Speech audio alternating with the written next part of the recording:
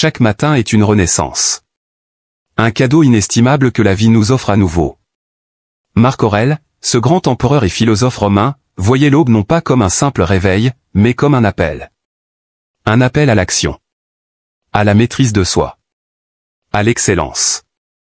Pour lui, se lever tôt n'était pas une contrainte, mais un acte sacré. Chaque matin était une œuvre à créer, une journée à façonner avec intention. Il savait que le sommeil n'était pas une fuite, mais une préparation. Un moyen pour le corps et l'esprit de se régénérer avant d'affronter le monde avec lucidité. Aujourd'hui, nous allons plonger ensemble dans 10 principes essentiels du stoïcisme africain. Ces enseignements intemporels qui transforment vos matins, et à travers eux, votre vie entière.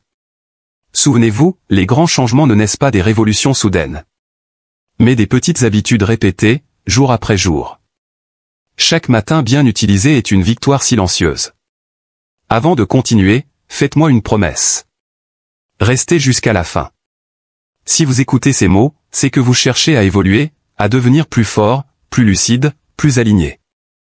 Alors, respirez profondément. Laissez ces paroles s'enraciner en vous. Bienvenue sur Stoïcisme africain. Installez-vous confortablement. Ouvrez votre esprit. Et partons ensemble pour un voyage intérieur vers la sagesse, la clarté et la discipline. 1. Découvrez le démonia. Les anciens Grecs parlaient de démonia. Mais ici, en Afrique, nos anciens parlaient d'équilibre, d'harmonie intérieure. Ce n'est pas seulement le bonheur, c'est la pleine expression de votre potentiel. Le moment où votre vie et votre esprit marchent dans la même direction. Chaque matin est une porte ouverte vers cet état. Un réveil conscient n'est pas qu'une habitude, c'est une offrande que vous faites à votre avenir. Demandez-vous, qu'est-ce qui, aujourd'hui, peut me rapprocher de mon eudémonia? Écrivez-le.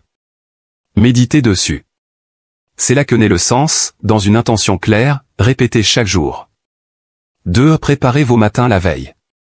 Marc Aurèle disait: sans but, aucun acte n'a de valeur. Être matinal, ce n'est pas seulement se lever tôt. C'est préparer le terrain la veille. Rangez vos affaires.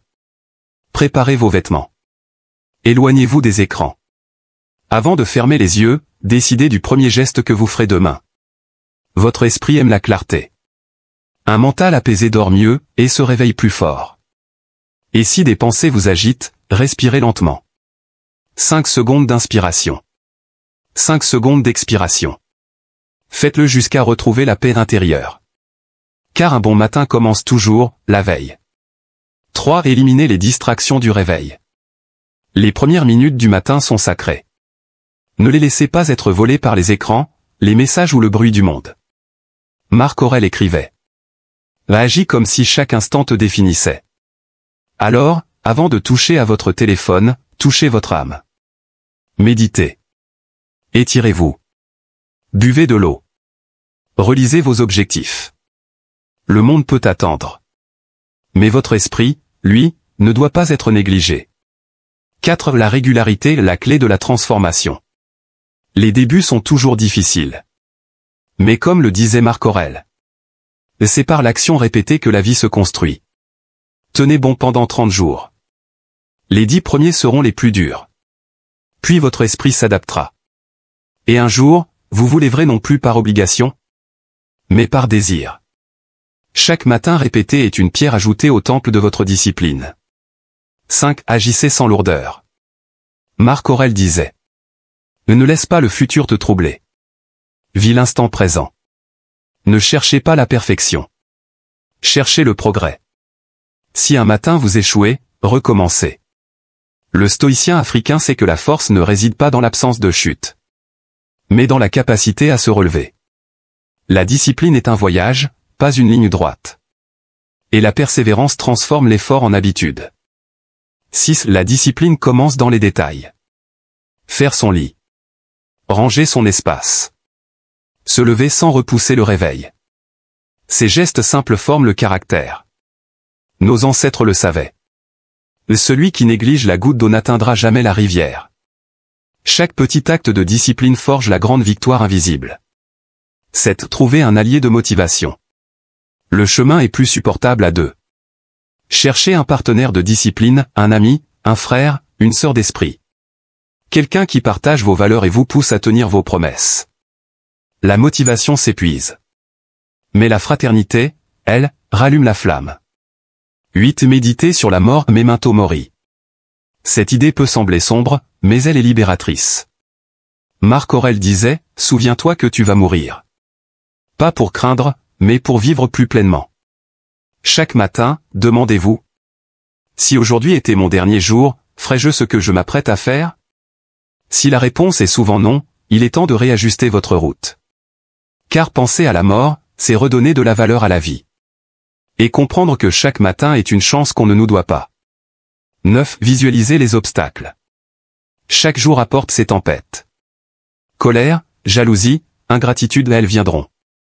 Les sages d'Afrique, comme les stoïciens, se préparaient mentalement. Anticiper les obstacles, c'est neutraliser leur pouvoir. Face au chaos, votre calme devient votre armure. 10. La gratitude, la clé de la paix. Marc Aurèle remerciait ceux qui l'avaient guidé. Vous aussi, prenez le temps chaque soir d'écrire 3 choses simples. Un sourire, un repas, un moment de paix. La gratitude transforme l'esprit. Elle apaise le cœur. Et quand vos dernières pensées avant le sommeil sont reconnaissantes, vos matins deviennent lumineux. Lever de soleil. Conclusion. Les choses ne changent pas. C'est nous qui changeons. Chaque matin est une nouvelle page de votre vie. Et ce que vous y écrirez dépend de votre clarté, de votre discipline, et de votre paix intérieure.